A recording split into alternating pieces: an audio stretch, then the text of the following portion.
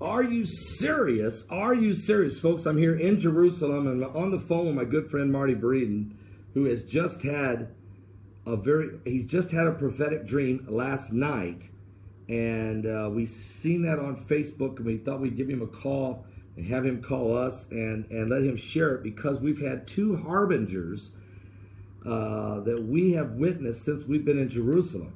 We witnessed, and you've seen it on this video. You saw the thumbnail of the American flag and the Israeli flag with the smoke roaring behind it. If you saw that thumbnail, what that was when we were backing out of the Sea of Galilee, and they were lifting on the stern of the boat, they were lifting the American flag and playing the national anthem, and as those two flags met, behind it was this incredible amount of smoke roaring from off the Sea of Galilee. It was quite a prophetic picture taken by Alicia Stanton, and Heidi actually even got some videotape of that.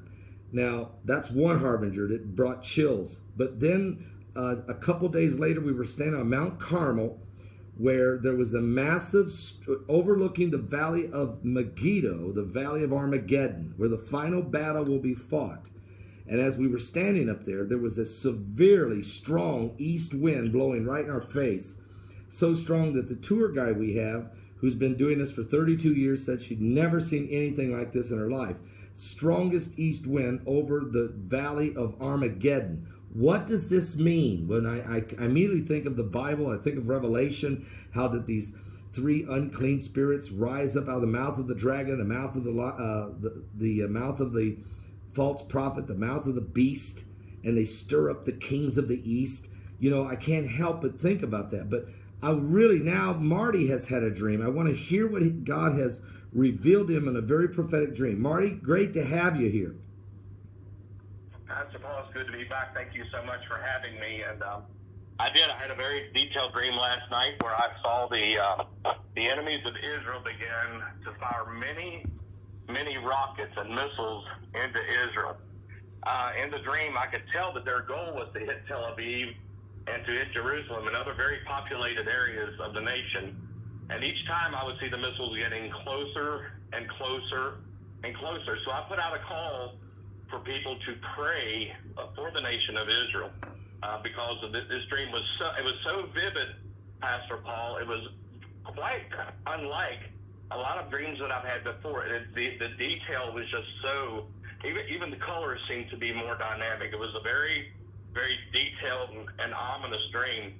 A note was in the dream, the missiles appeared to be a different shape than what I've seen fly into Israel before. They appeared to be more powerful. They appeared to be more potent.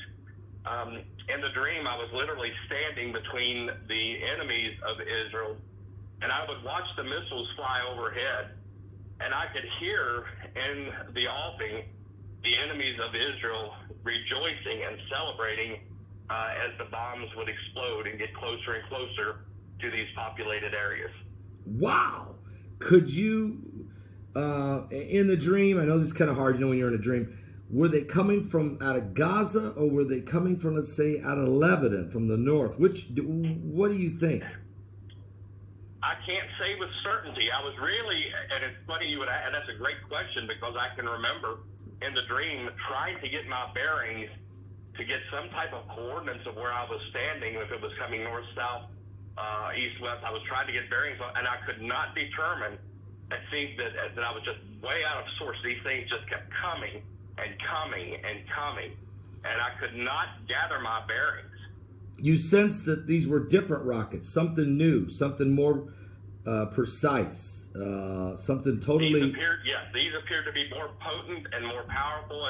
Even the shape of them appeared to be unlike anything that I've ever seen, pictures-wise, that Israel has taken pictures of later on of rockets that have flown into Israel. Some of these appeared to be more like missiles than rockets, and they were extremely potent. When they would explode with great violence. I've got some friends that are, I've got some connections. If you are able to sketch what these things look like, I could send it to 3 or 4 guys that I know who may be able to tell us if there's any of these kinds of missiles already been developed, or do they know, or have they heard of these type of missiles being developed? And it would be really important, I think. Okay. It'd be really great to do that, because this might help us identify who the enemies are, if they are already rockets that are already developed from maybe, let's say, a country that has more precision type weaponry, like Russia or somebody, or China, Right. who knows. But, the other thing is, I guess, I had that dream in 2013 when I was here in Jerusalem, and it was so vivid, so real, and I seen these. In my case, I've seen planes dropping bombs, and in your case, you're seeing, sounds like cruise missiles, or were they low flying? Were Yes. they? Yeah. Okay, that seems more like a cruise missile of some sort, but maybe a better engineered, maybe a high performance precision. And I'm not the guy to try to figure out what kind of missile it is, and I'm going to let these other guys figure it out. But they were low flying. Okay, so but I could sense that Tel Aviv, Jerusalem, Haifa were being hit. I've seen people dead.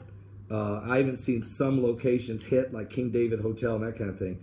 But again, I could not, all I could do, I was so disturbed by it. They didn't overtake Israel. Israel was not overtaken in my dream, but was definitely devastated by this attack. And I went back to the hotel, and at first I woke up from the dream. I went down to the Western Wall, and I prayed for the peace of Jerusalem. And I went back to the hotel and sat down and locked myself in the hotel room. I was on a trip by myself. It was in 2013.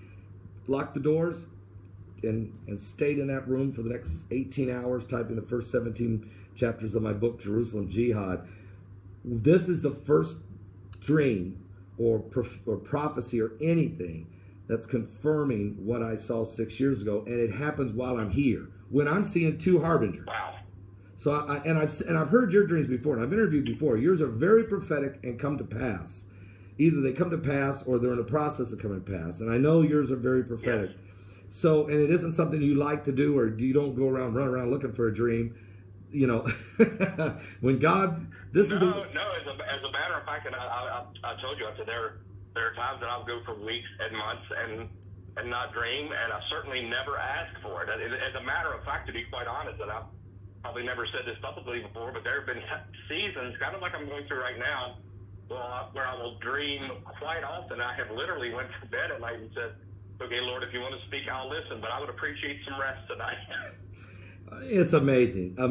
Okay, Now how did you feel in this dream? What was your emotions? I remember being very disturbed by hearing the enemies of Israel rejoicing. I got angry because I thought, here these people are, the Jewish people, trying to live in peace and just trying to survive, and yet once again they are being attacked. I also had the sense that once this initial attack came, because it was a different type of attack, it was a different type of missile, there was different weaponry, that there was going to be quite a response, a very, very bold and powerful response. I remember thinking, this is going to be really bad. Wow. Wow. And folks, we can study Bible prophecy, the Psalms 83. We can look at Ezekiel 38, and we can also look at one day the great battle coming of Armageddon. And we can also look at the scriptures where it talks about Zechariah chapter 14, where Israel does get attacked, and even half the city of Jerusalem falls temporarily. It looks like they might be even going to lose just before the Lord comes and stands on the Mount of Olives. So don't know God's revealing something here to you, but it's, they're talking peace and safety, but it could be sudden destruction. There's just a lot on the table here. And like you said, we don't know what this means. Oh, well, we do know what it means. Israel's going to come under an attack. Okay. And that's scriptural. That's biblical. Okay. And I think God's trying to warn us all, prepare people for the time we're living in, I believe that, but I also do believe, and I had that sense in the dream, that the retaliatory response from Israel will be far beyond what they have shown restraint in the past. And probably Israel will use technology that they've never released before. It will probably be something that could, wow. And you're feeling that's probably part of this dream was the feeling of the retaliation that was coming. That it was. Yes. Did you see any retaliation, or you just felt it? After that, I just in my spirit, I just sensed this was going to be a far different scenario than what we've seen in the past, with just them firing missiles and then a slight response. I sensed very strongly that there was going to be quite a retaliatory response that would probably shock the enemies of Israel.